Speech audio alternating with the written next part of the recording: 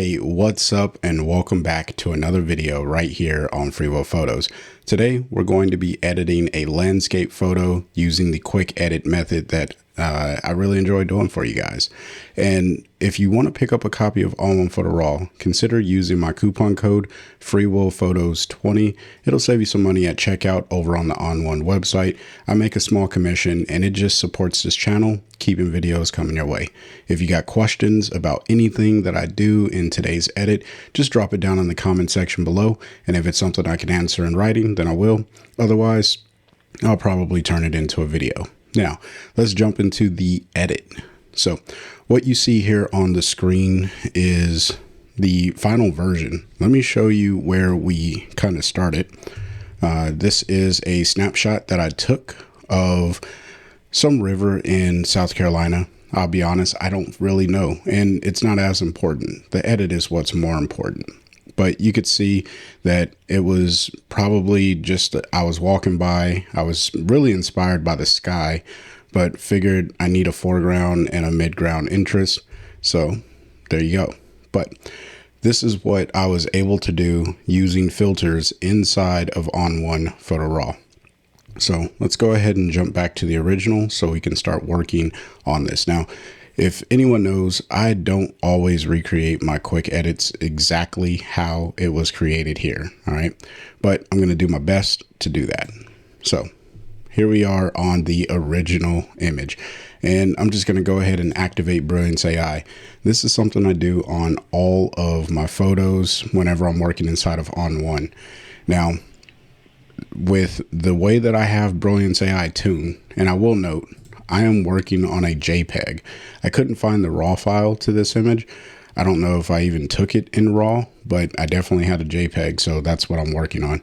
And my Brilliance AI, I have it tuned to work really, really good for RAW images. So I need to go ahead and pull this down. And I need to pull it down pretty dramatically, right? Because on JPEGs, a lot of information is already baked into the file. So tonal values you don't need to push them as hard if you exposed it pretty well, which I did a pretty good job at exposing here. Okay. However, for the enhancement aspect, I think Brilliance AI should probably be down to about a 20. I think I was on a 21 for the last edit, or the version that I just showed you. So this is the before, and here is the after. Before and after. Just brings up a little bit of light on these trees, and it brightens the sky, and also brings in a little bit of light to the water here. Now, one of the things that I want to do is start to, let's bring that back up. I think it was about a 2. One of the things that I want to do is actually modify a little bit of the foliage here and the overall feel and vibrance of the image, but not too much, because I'm going to be doing some split toning, and I'm also going to be warming it up using some local adjustments. So what I want to do is really just push up on the vibrance until I start to see those trees turn a little bit more green. It may be subtle, so let me just zoom in. Let me reset that, and I'm just going to slowly pull this up, and on my monitor in front of me, I can see how those trees are starting to turn just a hint more green than they were. All right. And then what I'm going to do, which this always seems counterproductive, but it tends to work out really, really well when I've finished with the edit, is I'm going to pull down on the saturation. All right. Bringing the saturation down until I start to see the green go to a more muted type of green. All right. I'm only really focusing on the trees because everything else I'm going to deal with later. And that is probably the most vivid color in the image, since the sky is a little washed out. All right. But we're going to deal with all that. So that's all that I do in the develop module. And in my mind, my canvas is set for me to start working on more things. All right. So next step is local adjustments. And I mentioned that I want to work on the sky. All right. So I'm going to click this little drop down arrow here, and oh, that didn't work out for me. It's supposed to give me, it's probably just going to give me another adjustment there. Okay, well, never mind. Here's what we're going to do. we're going to click on the mask. And then we're going to come over here to masking, and in the mask AI drop down, I'm just going to select the sky. And it does a pretty decent job. And I'm not going to spend a lot of time on this episode trying to clean up the mask. I'm just going to use the masks as they come and make a few adjustments here and there. But for the most part, I'm just using the mask as they are. So I want to select the sky. And then since it's a local adjustment, I want to paint in my adjustment. So I'm going to go ahead and click apply to that. And it's going to mask. Let me get a sip of coffee. Okay, so now that we have our mask applied, it looks fantastic. I'm just kidding. It doesn't. But we're going to go ahead and reset that. And what I really want to do here is come down to the temperature slider. And I want to pull this down and make my sky just a little bit more blue, add a little bit of vibrancy, and maybe even some saturation. Now, I do realize that this is not a natural looking sky, and that's okay because we're going to continue modifying this. I may need to pull down on my exposure, and now we're starting to get a little bit more of a natural looking sky, but I need to keep some of the original information to keep everything kind of coherent because right now the sky is really dark. The foreground's pretty bright relative to the sky. So what I need to do is make that match a little bit better. And this is all to taste and to eyeball. But what I'm going to do is pull down on the opacity. I was already doing it, but I wasn't talking you through it. So I was just like moving the slider. But I'm going to pull down the opacity until I get maybe about here. I think that this looks good, and it's always good to turn everything off and turn it back on. And I think that that does a good job for the sky overall. So just as a reminder, we started here, and so far we've gotten to this. So the image is really starting to come together, I think. And now it's time to really lower some of the brightness on these rocks. So let me just rename this real quick. And now we will add a darkening effect on these rocks. And I'm not going to be like super fancy. I'm just going to use a brush and paint over these rocks, making my brush size larger as I go over that area. And I need to clean up what's inside of the water here because I kind of got lazy, or got sloppy, I should say. And I think that's good enough. All right. So I'll just go ahead and pull down the exposure on the rocks, and that just keeps those from being too bright. That's all that I really wanted to do here, is keep the rocks from being like crazy, crazy bright. All right. So what do I need to do next? Well, I actually enhanced the foliage on the last one. So let me just rename this real quick. And it's a good thing to always rename as best as you can remember, because I'm not perfect at this, but I do try to rename my layers, if you will, as I work in them. All right. Now I'm going to add another adjustment, and this one's going to be for the trees. Well, I could use AI masking, and this is one of those things where you got to fill it out for your image. It doesn't always work great, but for me in this image, it actually works pretty decent. So I'm just going to click Flora, and it gets all of the trees. So now I can make my adjustment. Again, I want to paint in. So I'm going to hit apply, let ON1 think itself through just a little bit. And that looks fantastic. Now I'm just kidding. We're going to go ahead and push the exposure just a little bit. Subtle adjustments in photo editing really do go a long way, especially when you're working on a JPEG image. All right. You could push the sliders a little harder on a raw image because you have to recover some information. But on a JPEG, a lot of that information is already exposed. You just need to refine it. Now that we have that going there, one of the things that I also did, remember I was increasing the vibrancy on the trees here. I'm just going to go ahead and push that vibrance one more time. That starts to warm them up a little bit. And I'm also going to push the exposure, which I already did. Maybe even open up some shadows, get some of that detail out of there for real. And let's contrast that. And then we'll even bring down the blacks. So I'm making tonal adjustments on the trees. The reason I do this is because I separate my tone adjustments from my color adjustments, with the exception of using the vibrancy slider. I know that that's a color adjustment. I don't really count that into my workflow of adjusting color and tone. So let me rename this.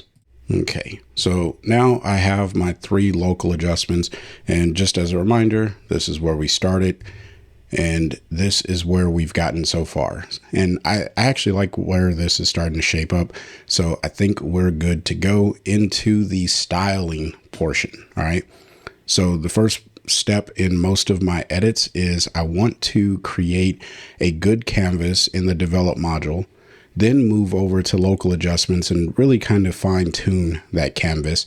And then I come over to effects, and this is where I start to apply the style. So the first stylistic idea, if you will, is going to be adding blur into the water.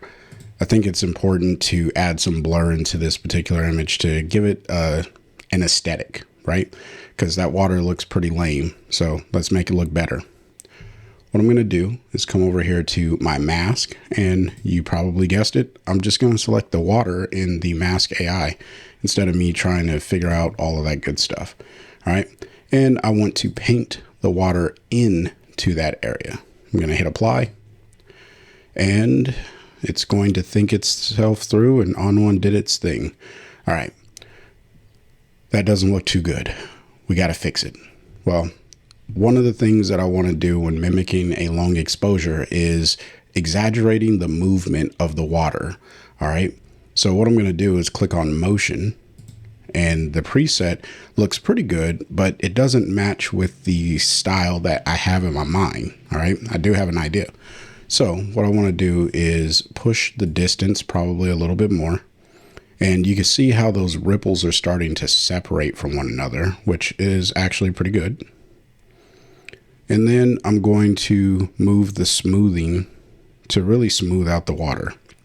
Now, the challenge that I have here is these ripples, they're kind of going in a different direction than what our mind would probably perceive. Now, we don't have a whole lot of information in this particular image of which direction the water was going. So wherever I say the water is going, the viewer is going to find. But because we've seen the water before, in our mind, or at least for me, in my mind, the water should be going kind of down towards this right corner. All right.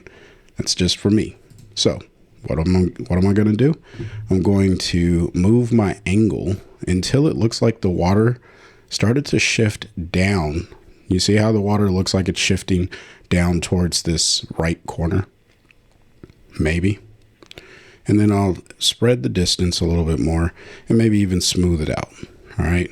Because I don't need like a whole lot of detail in there. Okay.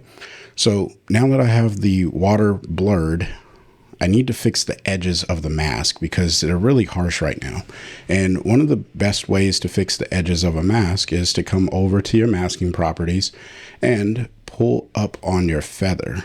This is going to feather that edge, and I'm going to pull it up pretty decently, maybe somewhere around here. And I think that that's fine. Now, if you find that that doesn't work well for your image, then my recommendation is to take a soft edge brush with a low opacity and a low flow. Now, if you're wondering like, Chris, where do I find the adjustment for the flow? Well, you got to click on the little icon next to size. And then if you click on properties, you can find flow for your brush, and it's right there. All right. And the difference between flow and opacity is flow is how much effect is loaded onto the brush, where opacity is with every stroke that you go through, how much of that effect is going to be applied. So that's probably super confusing. I'll do a separate video that talks about flow and opacity, but if you know, then you'll be good. And if not, just take my word for it. A low flow low opacity, go across those edges. You may have to go across them a few times, but it'll make sense as you start to work with it. I guarantee you. All right. And of course, if you run into questions, you can always reach out and I'll do my best to answer those. Now, I have my my mask over the water, and sometimes it helps to see what does pulling down on the opacity do. And in this case, it doesn't help much at all. In fact, I feel like the distance needs to go a little bit more and maybe a little bit more smoothing. But I'm not going to sit here and try to perfect this because I could literally sit here all day trying to perfect this. Now it's time to work on the sky. Well, what I'm going to do, and I need to rename this, so we'll call this water blur. And then we'll click add filter and we'll add another instance of the blur. And this time we're going to select the sky. All right. So click on sky, click paint in and hit apply. So now we just need to go through the same process, which I'm not going to talk through that much. I'm just going to execute. But with this, I want the motion blur in the sky to kind of match with what's happening down here with the water. All right. As much as I can get it to. Now, with the sky, I will give you the note that you probably don't want to go like crazy like this because that just doesn't look natural, right? Clouds, like the exposure for this particular image probably would not have been that long, but it would have captured some movement in the clouds. All right. So they should be a little blurry, just a little bit, but not like crazy blurry. Okay. And then you can smooth it out because they wouldn't be like perfectly in focus. And I think that that looks pretty decent for what we're going. All right. I think so. We'll see. We can always come back and re-edit this. That's one of the beauties of working non-destructively and having the capabilities we have inside of ON1. Now, again, whenever you work with a mask that's AI, I always recommend feathering the edges so that way it blends pretty well, especially since we have some of these trees up here. And I'm not going to go through and fix those around the edges, but using that brush technique that I talked about a little while ago, you can use that to fix those, or you can use the refinement brush, whichever one you choose to use. But I'm not going to do that for the sake of time in this video. Okay. So now that we have the sky and the water, let's go ahead and rename this. So now that we have the sky and the water blurred, it's time to work with the color.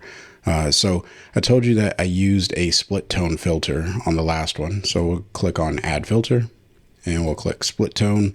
And I think I used the warm preset. You can use any preset that you so choose or any style that you choose. All right.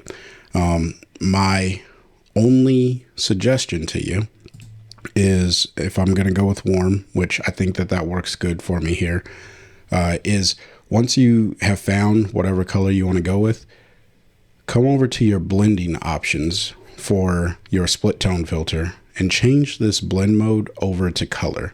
This is a move that I do time and time again.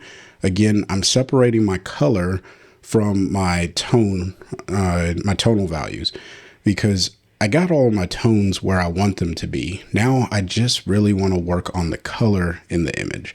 I don't want to work on the tonal or change any of the tonal values or ranges or anything like that. I think that that looks good for this image. All right. So then all you have to do is blend the opacity. All right. And I think that that looks pretty good right there. If I hit the on and off, it's coming through pretty good. Well, I have one other thing that I would recommend trying and seeing if it works. And that is to add a luminosity mask for your color. This is just going to give you an opportunity to do something a little bit more unique. All right. So what I'm going to do is come back to my masking. I'm going to click the little light bulb, and that's going to apply a luminosity mask. If I hit the letter O, you can see it's targeting the brightest pixels or the brightest tones in the image and leaving the darker tones untouched. I want to do the opposite when I'm working with my color. So all I'm going to do is click this invert option. And this looks like craziness, but it makes perfect sense. If I hit the letter O, you can see what it's doing down here in the water, because now it's actually targeting the water. And look at how graduated it's targeting. And I think that that is just so awesome. When you work with color, color should be spread. It's an art form. You do as you will with that. But I do enjoy using luminosity masks when I work with my color filters. And then of course I could bring this all the way up. I don't know what a pring is, but I'll bring this all the way up to 100% opacity. Now what I can do is come in here and I'm going to hit the letter O to look at my mask, because I like to feather my masks. Even my luminosity mask, it could be a little blurred, because then it fades into the image a little bit better. It's more perception than it is like you could actually see it. You just perceive that it fades a little bit better. Personal opinion. All right. And depending on what image you're working on, you may be able to see that a little bit more drastically. So now that I have all of the colors kind of looking the way that I want, I'm not a huge fan of what's happening to the sky. Let me turn this off and on. Yeah, I feel like I need to do something about what's happening to the sky because of the split tone filter. So what I'm going to do is hit the letter O so I can see my mask. And this is more one of those advanced features where you can combine different masking techniques to really get the look that you're going for. And what I want to do is kind of fade this in to the trees. All right. So that way the sky doesn't get too much of the adjustment. We are protecting the sky a little bit, but I want to protect it a little bit more. So what I'm going to do is come over to my masking bug. I'm going to grab myself a gradient filter, and then I'm going to hit the plus icon. It's going to drop that right onto my photo. And what you can see it doing to the mask is it's just blocking out everything up there. But if I pull this up, you'll see that it starts to reveal what the luminosity mask already had in place. So think of this more like a flag. All right. If you're into light photography or lighting for photography, the light's going to go everywhere. And as you start to flag the light, you start to modify how it works. Well, that's essentially what I'm doing right now with this mask. All right. So I'm going to come probably somewhere about here, and then I'm just going to pull this feather out, because it doesn't need to be like a crazy drastic change, maybe something like so. All right. Now I see that it's impacting the leaves over here. You could use a brush to paint that back in. It gets a little hard to deal with that. There's another way, but I'm not going to do that today. Like I said, I'm not going to perfect all of the masking in this particular video for the sake of time, even though this is turning out to be a longer video than I had probably intended. But if I turn this off and on, you can see there's not as much change happening to the top portion of the sky, which is good because that's how I want this photo to overall look. All right. So I could probably push the oranges just a little bit more. Spending a lot of time on the color or the split tone look. And I think maybe we'll lean more towards the brighter tones, because I do want to add a little bit of warmth to the overall image. All right. Now, the last thing that I'll do for this image, and if you know anything about me, it's probably not going to be the last thing. I'm going to leave that unnamed, or I'll rename it later probably. I'm going to hit add filter, and I'm going to add in a color enhancer. Now, with this color enhancer, I want to do, and I'm actually going to add two now that I think about it. So the first one is going to be for the trees. I'm just going to hit foliage, and I'm probably just going to reduce this a little bit because I don't want those to look like cartoony green. I just want them to be a little bit more punchy green. That's all. And like I mentioned before, I like to separate my tonal range from my color range. So what I'm going to do is come back over to blending and change the blend mode to color. That way I know that I'm only applying the color information to those trees. So if I turn this off and on, you can see what it's doing there. Now, the next thing that I'll do, I'm going to rename this real quick. Okay. So the next thing that I'm going to do is add another color enhancer. And this one is going to be for that overall warmth of the image. So I'm just going to push the warmth slider to the right. And I think about here looks good. Let me turn it off, turn it on. Yeah, it's warming up. I think that this looks good. And there's a few ways that you could add a warmth look to your image. Actually, there's a ton of ways. But this is the way that I choose to do it here. And then I think what I'm going to do is come over to my blues and let's push those blues more towards aqua. And let's saturate it a little bit. Come to aquas and saturate those. And I think that's looking kind of good. Let's come back to the temperature and just warm up the image a little bit more. And let's play with vibrancy, see if that does anything. Yeah, I kind of like what vibrancy is doing. So I think we'll go with that. All right. I could sit here all day playing around with that, trying to fine tune it, but I think you get the point and the gist of what I'm trying to accomplish. Just so we remember where we started from. This is where we started. And this is where we've gotten so far using just a few filters inside of ON1. Now it's time to finish off this image. The way that I like to finish my images, like this at least, is to add in a vignette. I like to use the local adjustment when I add in a vignette. So I'm going to hit add adjustment and I'm going to hit the M on my keyboard twice. And I am going to grab we'll just go with the vignette one. And I'm going to click right in the middle and look at that. It adds a vignette to my image. I'm going to pull this in because I think the center point of focus, what I want people to look at is this tree line here. It's not very entertaining. Again, this was just me walking. I took a quick snapshot and this is what I got. But what I'm going to do is fade this out just like so. And I think that that looks pretty good for the vignette. But remember I said that I didn't say this. I thought it. I want to brighten up that centerpiece so it really stands out a little bit more. So I'm going to rename this. I'm just name it dark. And then I'm going to click on the mask so I can copy it. I think that this is really important that you copy this mask. All right. And then add an adjustment.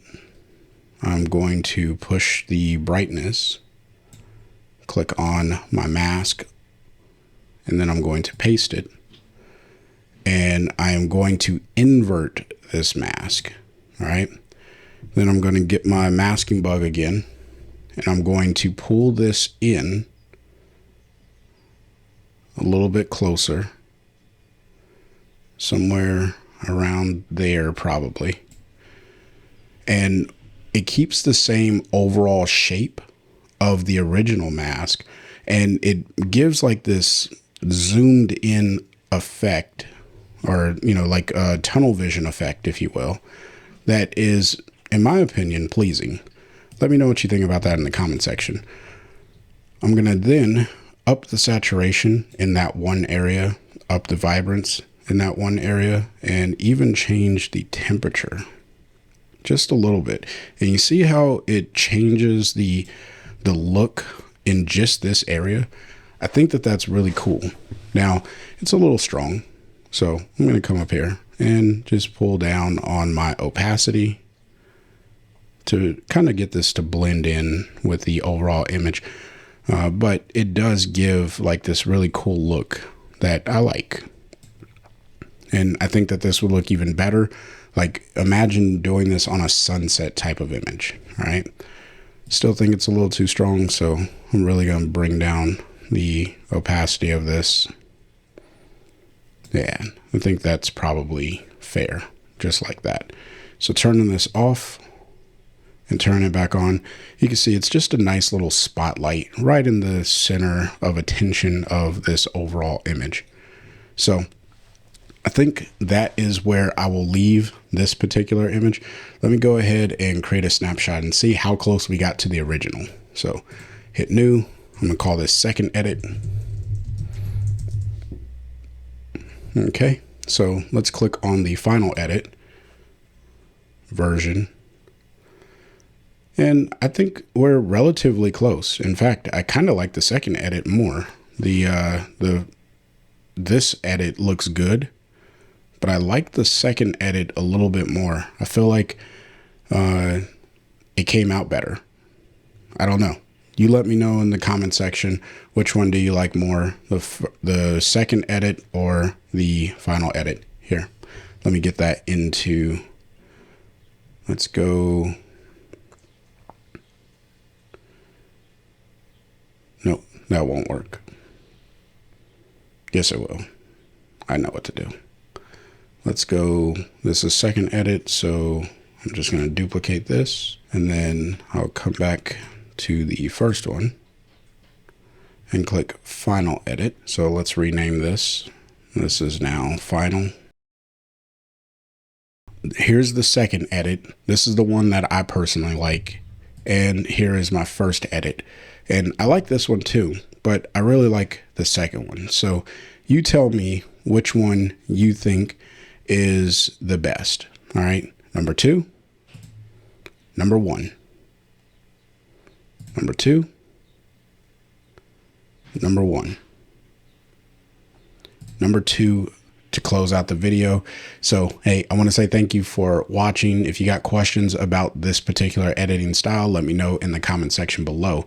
If you want to save some money when you purchase anything over at the ON1 store, consider using my coupon code FreeWillPhotos20. It'll save you some money at checkout, and I do make a small commission. I greatly appreciate it every time people use it. If you want to learn more about ON1 Photo Raw, then consider subscribing if you're not already. And if you found any value in this video, smash that like button so YouTube sends it out to more people so they could hopefully find value in it as well. Until next time, I want you to stay inspired and keep creating. Peace.